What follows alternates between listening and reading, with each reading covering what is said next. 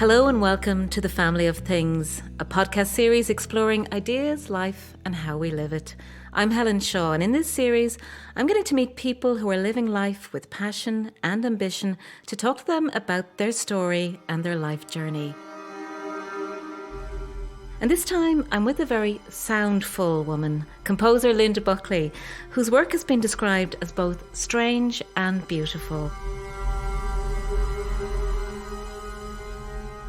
And Linda says her inspiration can come from the sound of everyday things and places, like a gate creaking or the wind on sea, triggering inner songs which she weaves into intricate and often otherworldly pieces. Linda, welcome. It's such a pleasure to meet you. Thank you very much, Helen. And Linda, this idea about sound, a world full of sound which shapes your music, a lot of it comes from where you come from. And I opened Google Maps this morning and I went to the head of Kinsale. And I guess if I looked closely, I could have seen the farm where you grew up on. What was it like? It's a very, very special place. It really feels like the edge of the world. The land that we have on our dairy farm is right on the coast and just below the lighthouse. So I always remember hearing sounds of foghorns when I was growing up, and also things like milking machines, which was very much part of my everyday musical sonic landscape.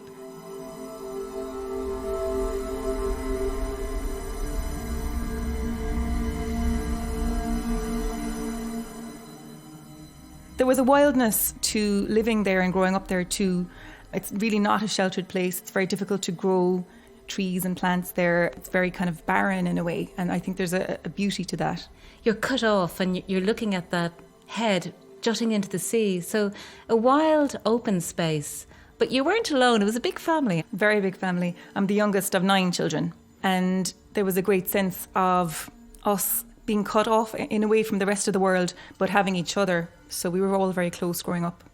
And was this a musical family? I mean, 9 siblings, close enough in age? Very close in age. And music, how much was that part of your home? Well, 4 of us now actually do music full time, which is quite a big statistic out of 9. That's incredible from one family. It is, I suppose, quite unusual. My father played the accordion and sang, so I always heard him growing up singing traditional music and folk songs. So that was my first introduction to music, really. It wasn't through classical music at all. It was definitely traditional at first. So everyone sang first before they played. Is that right? Pretty much. We would always sing harmonies with each other, and I think there's something very special about siblings singing together, and there's a natural sense of phrasing. And even when I sing with my sisters now, we don't have to look at each other for cues or for entries or anything like that. We just naturally breathe together and everything lines up. And there's something really beautiful about hearing people who know each other very well sing together. And in growing up in that environment and listening to sounds, did you have a sense as you started to sing and play music, I guess play the piano, did you start to see yourself as a musician and a composer? It was always part of my life, so I never really felt that this is definitely the direction I was going to go in. Actually, when I was very young, I was really interested in writing, and I used to always write poetry and short stories, and I used to go missing, and my older brothers and sisters would find me behind a tree and I'd be deeply immersed in a book, and they would have been calling me, but I wouldn't have heard them because I was so immersed in this other world. I always loved books growing up, and I think that sense of just being in another world, which I think is something that interests me in music, entering another world. And the influence of your dad, very clear.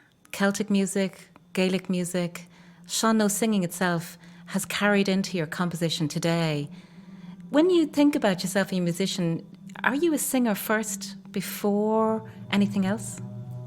Well, I think when you grow up singing, it's such a deep part of yourself that it's something that you carry throughout your life. And even when I'm composing now, I'm always singing as I'm composing, because I feel that that's the most kind of primal instinctive part of me. And anything that I'm writing, I feel if it works well in the voice, then it will work probably well in melody instruments and things like that. So I'm always thinking of harmony and voices and how they interact, and melody and things like that as well. So you're singing as you write the notes? Always. And What about your mum? Was she a singer? She definitely wasn't. She's tone deaf. When she hears music or when she hears pitches, she will sing them back in completely random orders. And I've never really heard anyone else sing the way that she has. It's a very unique style. And so she would sing very unusual nursery rhymes to us when we were children. She would make up her own little songs, which would sound probably very strange to anyone else. But for us, there's something very beautiful about them. And then years later, I would go into school and sort of be singing them in class and getting very strange looks because they sounded so unusual, I guess. So the journey from the head of Kinsale to not just here in Dublin, but where you've travelled right across the world, composing and being part of performances in amazing orchestras. How does that happen? Where did you get the courage to be a composer?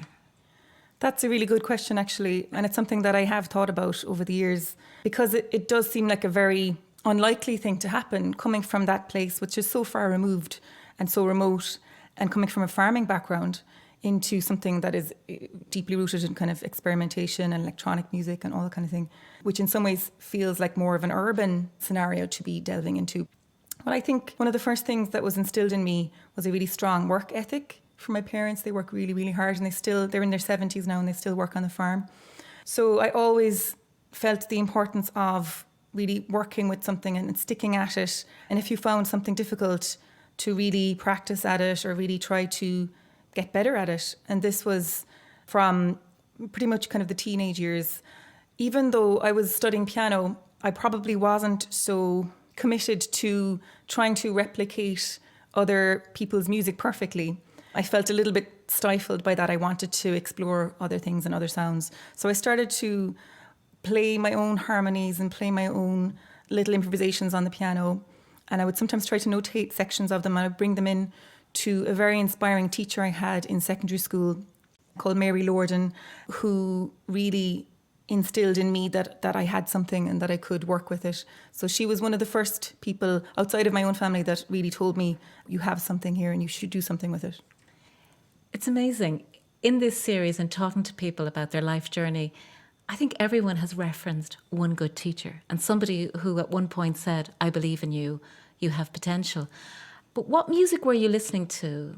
What music was influencing you in your head and what was turning you into acoustic electronica or the different music that you've now begun to invent? It was very much apart from the piano music that I was learning for my grades and my exams and all that. And I'm so glad that I did that and had that training. But I wouldn't necessarily have sat down and been listening to this music at all. A lot of it came from my older brothers and sisters, and they would bring records into the house. They would bring things like the Cocteau Twins, Kate Bush as well, who I really had a massive passion for at a very young age. And it inspired me to read the book Wuthering Heights when I was very, very young. It's probably too young to really understand it fully. Probably about the age of 8 or 9 or something like that. 8 or 9. Wow. Wuthering Heights is pretty dark for an 8-year-old. I think just the sense of strength and the sense of very unusual arrangements in her music, and that she's not afraid to push the boundaries. And a lot of the music really blurred the boundaries between kind of avant-garde music, soundscapes, ambient electronic music, Bulgarian vocals. Like, it was just all these different worlds colliding, and I felt it was really exciting.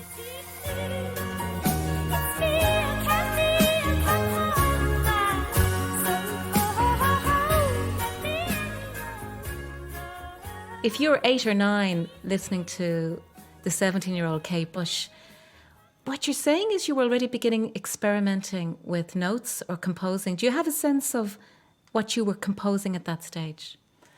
You wouldn't have used the word probably, but were you inventing your own music? I was making up little tunes, but at that time, I was very interested in inventing in other ways, like poetry and things like that, actually. And then I think the music came a little bit later than that. And I never would have used the word composer, actually, until much later. And why is that? I mean, did you feel as you were progressing from secondary school onwards that there were role models for a woman being a composer in Ireland? Not really, not at that time, actually. The only contemporary classical music from Ireland I would have heard at the time would have been set works that would have been on the Leaving Cert and things like that, and would have been actually John Buckley at the time, who is no relation to me now, but I know him and he's a friend. And his great piece, Sonata for Unaccompanied Violin. And I remember thinking there was something very interesting about that, and it's quite experimental, but hearing new sounds being made on the instrument. And this was before I had ever tried to do anything like that myself. So there wasn't really a sense of strong role model from female composers yet at that stage. And now, I would be very interested in people like Kaya Sariaho and Julie Wolfe, and going as far back as Hildegard von Bingen, who's like the first female composer that we know of from medieval times. So this is so interesting to me that now I can see a sort of a legacy from that, but it wasn't apparent to me at that age. And I know from your perspective that you see this arc linking from medieval music to where you are with acoustic, electronica, and quite experimental work now.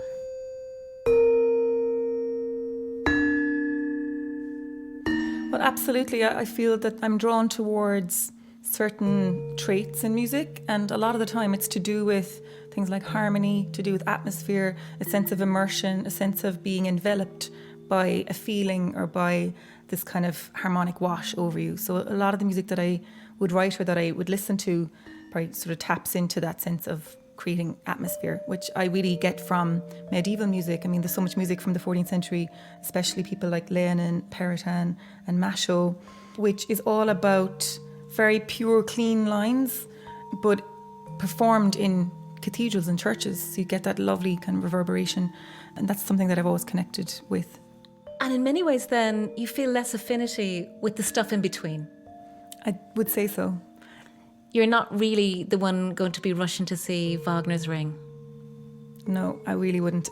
I mean, there's a lot about that music that I can learn from, and I definitely can see why people listen to it, and it's very impressive. It does have great emotional impact for a lot of people, but it doesn't really speak to me in a personal way. And I remember speaking about this with my dear friend Bob Gilmore, and he said, why would we be listening to just music from dead white European males? And he has a point that there's so much other music out there, not just in the Western world as well, but looking into Indian music or Indonesian music and all this other music that I'm interested in.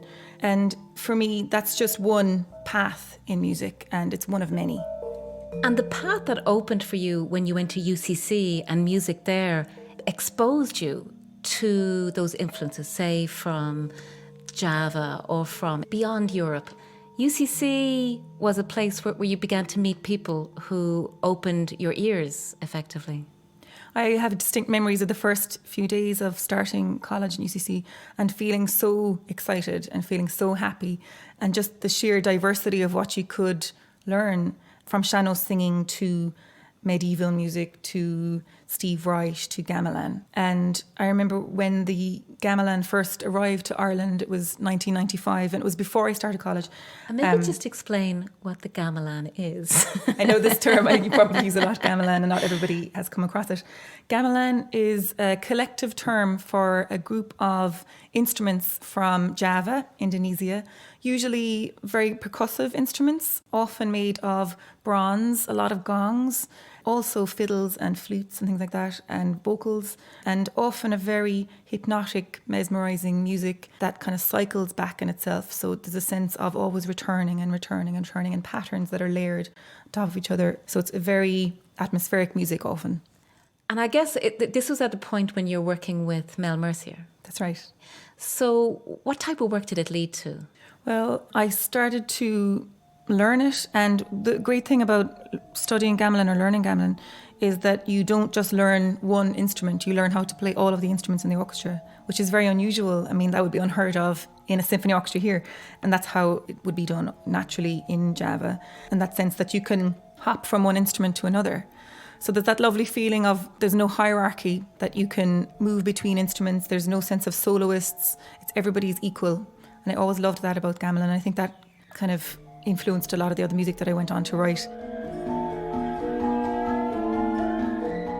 Later on, I started to write music with Mel Mercier on the gamelan, and a lot of it is so hands-on. It's not like you're working in isolation on paper. You're working with the instruments, and it's very concrete, it's very tangible, and there's something very kind of spontaneous about working with the instruments in that way, and it feels a little bit more improvisatory. But it is still scored? A lot of it would be scored in the end, but in terms of working out ideas, you would be physically trying them out on the instruments.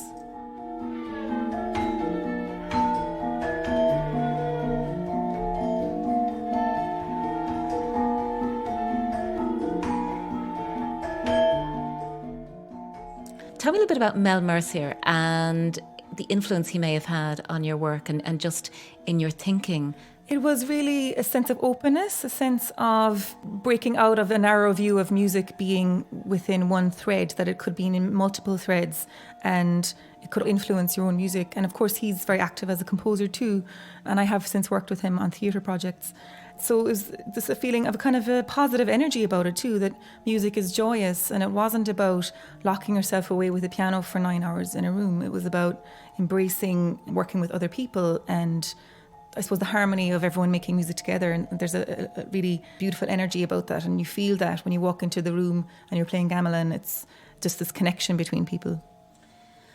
And from UCC you went to Trinity, and I suppose in a sense you're beginning to see a path of composition emerge, but that's where you would have met Donnacha Dennehy. That's right. I met Donnacha Dennehy before I went to Trinity, actually, while studying at UCC. He came to do a concert with the Crash Ensemble, and they were very new at that time. They had just been set up maybe 6 months previous to this. And I was really struck by his approach as well to music. And in a way, in a common thread almost from Mel, a sense of a joyous energy about it, that it was something to be really excited about. And it's worth framing that at that stage, what people like Mel Mercier or Donnacha Dennehy were doing was quite different. It's quite a radical sound opening up, but also the lines were blurring. I think there can be sometimes a sense that music written at university is something that has to have a very strong academic leaning. And I felt that the music that I was listening to or the concerts I was going to maybe were sometimes at odds with studies of very serious harmony and counterpoint and things like that. And they're very good tools to have as a composer, and I'm really glad that I have them. But I felt that at this point, the lines were definitely becoming blurred. And I was really drawn into this. And you see it now with people in America, like the Bang and a Can All-Stars in New York, David Lang, Michael Gordon and Julie Wolfe, who I later studied with. And the feeling that, you know, you could go and listen to goth punk music, and then you could also listen to a string quartet, and why do they have to be in completely opposite worlds? And in some ways, that's a really rich way to think about music, that everything can literally bounce off each other. I'm wondering, when did you come out as a composer? When did you feel it was okay to say, when you met somebody at a party and they said, "What do you do?" "Hey, I'm a composer." I still sometimes actually don't use that term. I would say I write music, but I don't know. It's not that I don't feel comfortable with that term. I just think that sometimes it's weighted with such association, and it makes people think of obviously Beethoven and Mozart, and you know that it's not a current kind of job description in your everyday world. But it is what I do. So, and when you were doing your PhD, say in composition at Trinity, what were those early pieces that you were composing and performing? A lot of them actually were purely electronic, and others then were purely instrumental.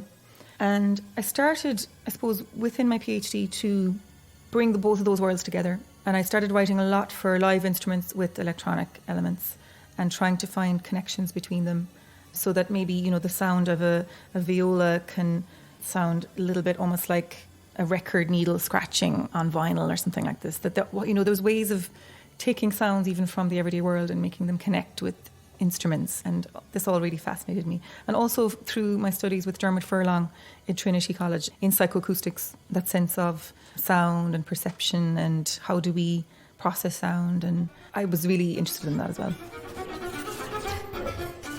Yeah, because do you remember the Planets, which is being performed quite a lot this year alone, and an amazing piece. But when you were talking about that creaking or squeaking noise, it's very much there in the viola. And in a sense, something like that, like Do You Remember the Planets?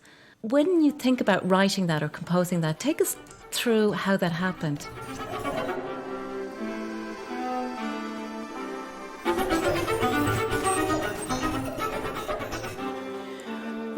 It can differ depending on the piece that I'm working on, but often what happens, and I'm always really glad when it does happen, is I imagine a sound in my head, and it's often very fully formed, and I can hear different strands within it, and I can hear different harmonies and sounds.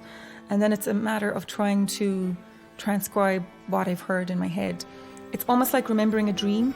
Sometimes it's not so easy to get a handle on because it feels like it's something in the ether and you're trying to remember elements of it. So that could be things like harmonies, or it could be little sounds. And this is very much how Do You Remember the Planets started. I was imagining the viola as being some super instrument that was kind of trailing off into other worlds. And so that's the idea behind it first, was this idea of the music of the spheres, which is something that I love as a concept. The idea of planetary motion and smaller planets rotating at high frequencies and bigger planets rotating at lower pitches, lower frequencies, combining together to create this beautiful harmony, the music of the spheres. I love the idea of it in Pythagoras and that sense of harmony of the universe in a way. I've heard you use the word oral hallucinations, which sounds a bit painful, but is that how it starts, that you hear a sound and then it's how do I manufacture that sound? It often is. And then it's a question of trying to translate that, whether it be through electronic means. And, this is the thing that I talk with people about, is they sometimes have this association of electronic music being kind of cold and clinical and emotionless. And for me, it's the opposite. It's about transforming the sounds, even around us or for instruments, into something that is deeply emotional often and personal to me. So with that piece, the Planets piece, everything in the electronic parts of it are all derived from viola itself. So everything comes from that, and just various manipulation of the viola sound and then layering to create a kind of a sense of spinning into the other spheres. And Linda, just helping the outsider on this, because the word that's used around your music is spatial music. What is spatial music? Well, spatial music is a term that a lot of people associate with very recent developments in technology, the availability of multiple speakers in a space, in a room, so that your music can be presented not in mono or stereo, but in 4 channels or 8 speakers. And that's just one kind of way of looking at it. But the lovely thing about spatial music for me is that it has such earlier precedence into history. And this is to do kind of with spatial aspects of buildings and architecture. St. Mark's Cathedral in Venice in the 16th century would have had spatial music presented in a very interesting way, with choirs on opposite galleries singing to each other. And they were called the chori spezzati, which is separated choirs or spatial choirs. And sometimes you would have different instruments like trombones and horns playing towards each other across the cathedral and creating these very interesting effects. So you might have one phrase coming from one side, and then they would finish, and then you would have a phrase coming from the other side, and all this lovely kind of interaction between, almost like left and right, like stereo panning effects, but happening in live situations. It's wonderful. So in many ways, again, going back to roots and coming back to how we experience sound in the real world, in a natural environment where it's coming from different sources. So there is that environment of playing to the human body or our own ears, in a sense, of what is before and behind us. But from your own challenges within this, when you think about creating spatial music, is it therefore very driven by the venue? It can be. And a lot of the time when I'm writing spatial music, I'm thinking about where will it be performed and how to spatialize performers. So a lot of the spatial music I would do isn't necessarily just electronic. It could be for choir, where the choir are all spaced around the audience. And I think this also is connected to my own experience of singing in choirs and that feeling of absolute immersion in harmony, which is one of the most spine-tingling things any of us can ever do. And anyone who sings in choirs probably knows what this is like, but that feeling of, recently I sang in Duruflé's Requiem, which is one of my favourite choral pieces of all time, and just the goosebumps you get from that is just incredible. And there's nothing like it. I don't get it from listening to it as much as I do from actually being in it. As an experience.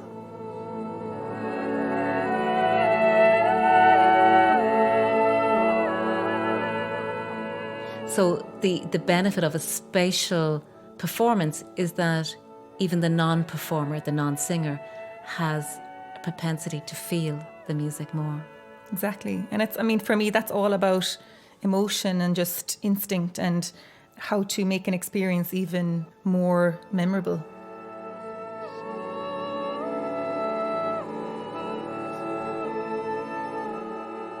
So Linda, I'm very interested, as you began to compose and have your work performed more, is there a point for you or a piece where you were beginning to feel things were coming together as one live performance or one piece where you thought, this is right, this is what I need to do? I think possibly a piece called Chio, which is for symphony orchestra. And it was one of the first orchestral pieces that I'd worked on. And of course, a situation like that is always really daunting because you're writing for 80 or 90 musicians. And there's something about the simplicity of it in a way that I felt really this was my very much true voice.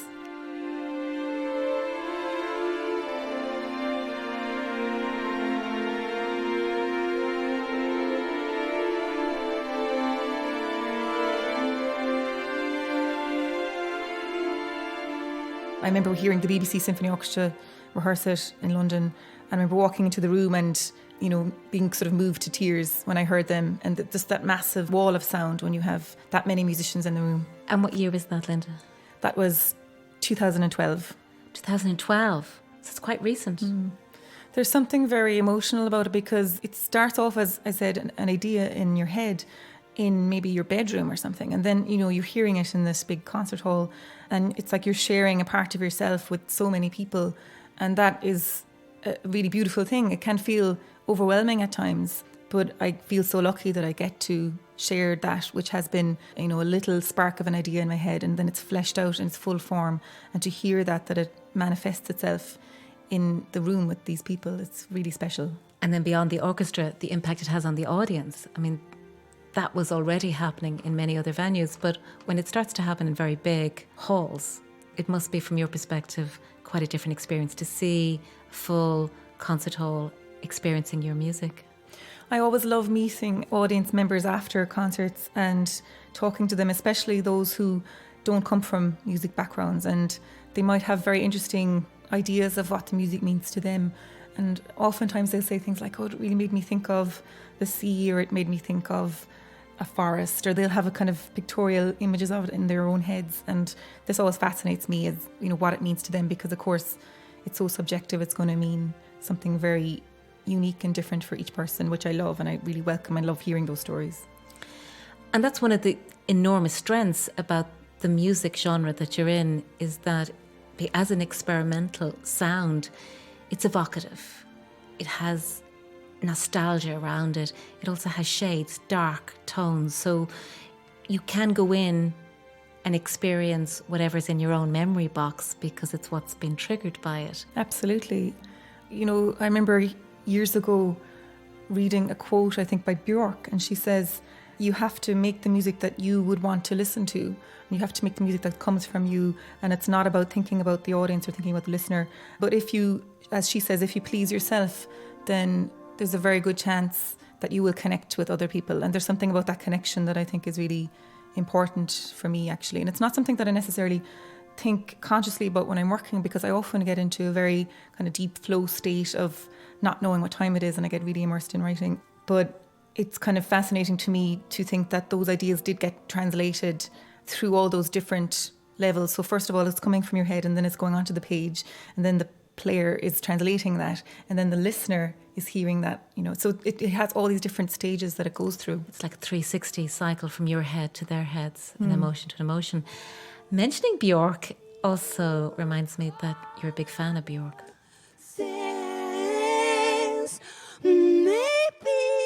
Well, I think also for her sense of innovation, and that she's always trying out new styles and new genres, and it's such a deeply kind of emotional vocal performance that she gives as well. And you've developed this relationship with Iceland quite specifically. I mean, you've been on residencies there. Iceland is somewhere that I always felt a connection with, even far before I had ever gone there. And I stepped off the plane the first time that I went there, and I felt already a deep connection to the place, that it was something that almost came from a dream. But also it did remind me of where I come from, that sense of openness and really wide landscape, which you get in the more rural parts of Iceland.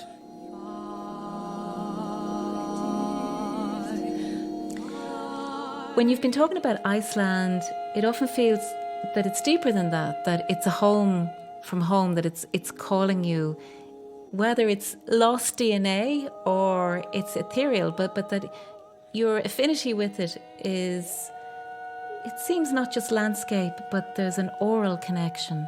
And you've composed work now using the Icelandic language. That's right. I've always loved the sound of Icelandic as a language. There's something, I can't even describe it, there's something very kind of otherworldly about the sound of it. And I think coming back to years ago of listening to music like the Cocteau Twins and Elizabeth Fraser, who would sing in a way that is very difficult to understand as English, because it's not. And she's picking out words and she's improvising her own vocalizations. And the first time I think I heard Icelandic, it felt like that to me, because I wasn't able to necessarily understand it very clearly, but I just felt immediately drawn to it. And I've since used it in different choral pieces and in smaller vocal pieces as well.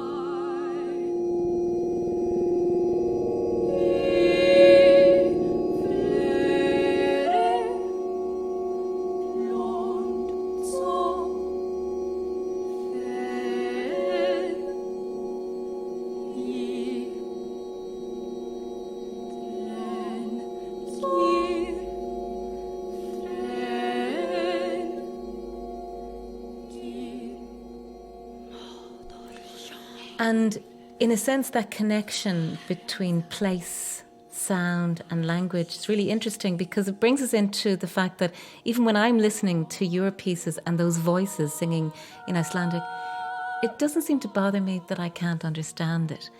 It's an experience which goes way beyond comprehension. I know, that's right. I mean, I remember years ago, I think one of the first pieces I wrote using Icelandic text was called Fall Approaches, or Haustid Nálgast, which is the Icelandic of it. And it's all about darkness coming, so waiting for winter, and then you're sort of knowing that you're not going to see much sunlight, and this kind of sense of despair almost, but then a sense of hope that you will emerge out of this darkness again.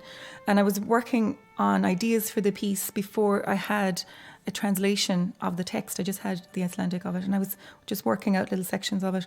And even though I didn't understand what the meaning of it was, I always had to write it in the dark. I always had to write it at night. It just felt like any time I started to try and write it in the daytime, it just wouldn't happen. It would never work. And there was something about being drawn into that sense of winter or that sense of night that really carried through the composing of that whole piece. And once I finally got the full translation, I was like, oh my gosh, it makes so much sense. It was like the piece was leading me by the hand and telling me, you need to work on this in the nighttime. And it was the sense of kind of a nocturnal energy that it brought.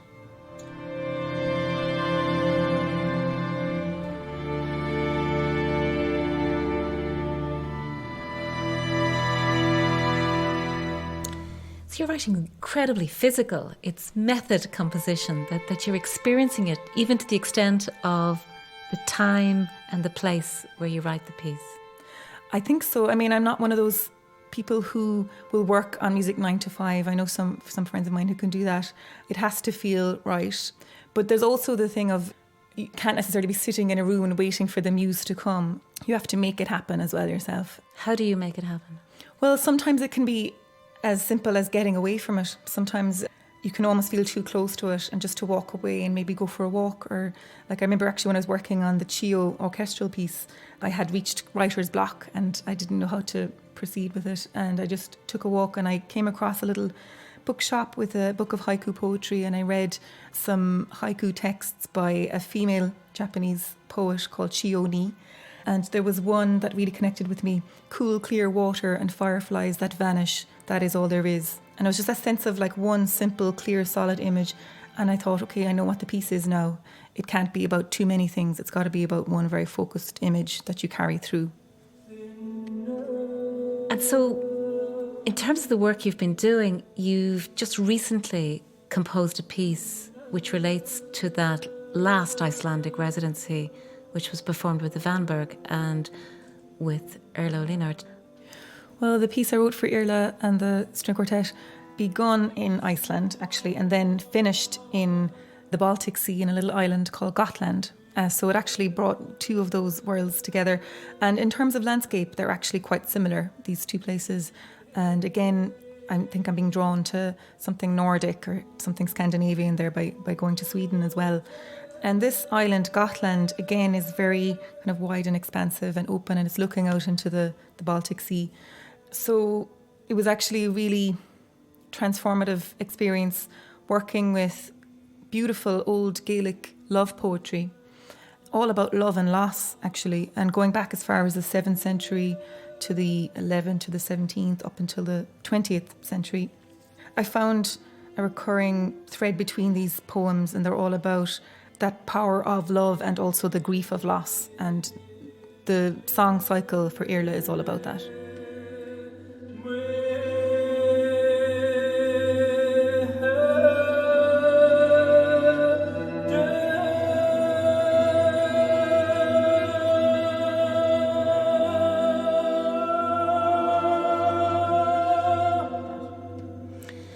And this echoing then with the sea is part of it, right? Exactly, and the title of the song cycle is O Irk de Mara, which is from a line of the poem by Kathleen Maud, Áireacht, which means entanglement. And this is all to do, it actually means from ocean's floor. So in this poem, which is a really beautiful poem, she wrote it before she died quite young of cancer. She talks about leaving her loved one behind and speaking to them from ocean's floor and saying, I'll still be with you and you need to get on with your life now. And so that the entire song cycle ends with that, which is very powerful.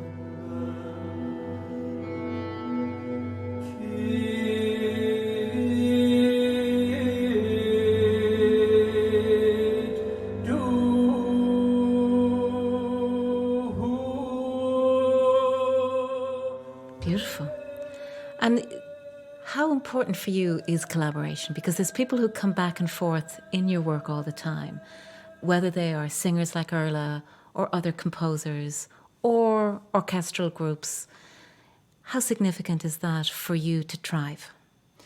It's really important for me, and also because composing can be a very solitary life. And as somebody who grew up with that many siblings, it would be strange for me to enter into a world where I'm on my own all the time. So for me, working with other people is really key to tapping into other parts of yourself that you may not tap into when you're on your own as well. Because you're also a teacher, and that's something that I think you love. I do. I think it's important for me in terms of interaction and just the kind of feedback I get from students. One of my favourite things ever is to play them a piece of music that they've never heard before and that they grow to become interested in, or that they love it and they get really excited about it. Because I remember those feelings from when I was younger and hearing a piece of music for the first time and being blown away by it. And I kind of want to give those experiences back to students now. And when you're teaching or you're in that environment with young composers or the wannabe composers maybe at that moment, what is your advice? Well, my advice is be yourself, and also don't feel the weight of pressure of history on you. And I think there's something uniquely positive about being from Ireland, is that we don't have that kind of weight of history on our shoulders that you might have if you were a young composer in Germany or something like that. I'm thinking of that massive legacy from Bach and Beethoven. For us, I think there's an atmosphere of inclusion. We're all quite supportive of each other. There's a really good sense of community. But what I would say to them is your set of influences are unique to you, and you'll filter them down into yourself. And don't be necessarily so worried all the time about, have I found my voice yet? That will come. You just have to trust in it and keep at it, actually, because you may not find your sense of self in the first or second or third piece, but down the line, you'll hear it. And when it emerges, it's very strong. And for you, how comfortable is that sense of the found voice now in both your use of your own voice, but also the form, the type of music that you're composing? How settled do you feel? It's always in flux. I don't think it's ever some kind of finite feeling. It's a sense of being curious about new music, new sounds, all the other art forms which filter in all the time. And I don't think that curiosity is ever going to go away. And I think that's one of the best things for me. In a way, I feel that I know what I'm drawn to in other musics and in my own music, but I don't think it stops there. I think it will be something that will be shifting and changing throughout my lifetime. When you look at the work you've done, where or at which pieces might you say you're proudest of, if that's a fair question? I think possibly the recent piece I did with Irla is up there because it felt so personal to me, and it felt like it was something that I thought about doing for a long time, and it really came together in a way far beyond what I'd even imagined. And I think also recent pieces that I've worked on with friends of mine like Kate Ellis, Jump for cello and electronics. There's something very kind of raw and visceral and energetic about that shows a different side, which perhaps isn't so rooted in expansive landscape. This is something much more kind of gritty, I guess.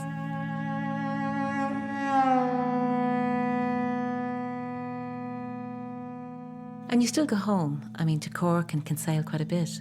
What do your folks, as you say, they're still working on the farm in their 70s, what do they make of their composing children, their musical family that came from that farm? They think it's great. They are very grounded people and very humble people, so they would have instilled that in us as well, and they would keep you grounded, which is a great thing. So when I go home, I might still go out and go and get the cows, and I love that because that is something that's very physical, and it's not that you're sitting down in front of a manuscript and you're composing. It's something you're able to just take stock, and you're able to breathe and walk out into the fields. And what do they make of the music? They haven't heard everything. Like, they've actually heard a lot of things on the radio through working with Lyric FM over the years. And they're very excited. Like, they sometimes would have the radio on in the milking parlour while they're milking, and they'd hear... The cows like it. Exactly. They find it relaxing.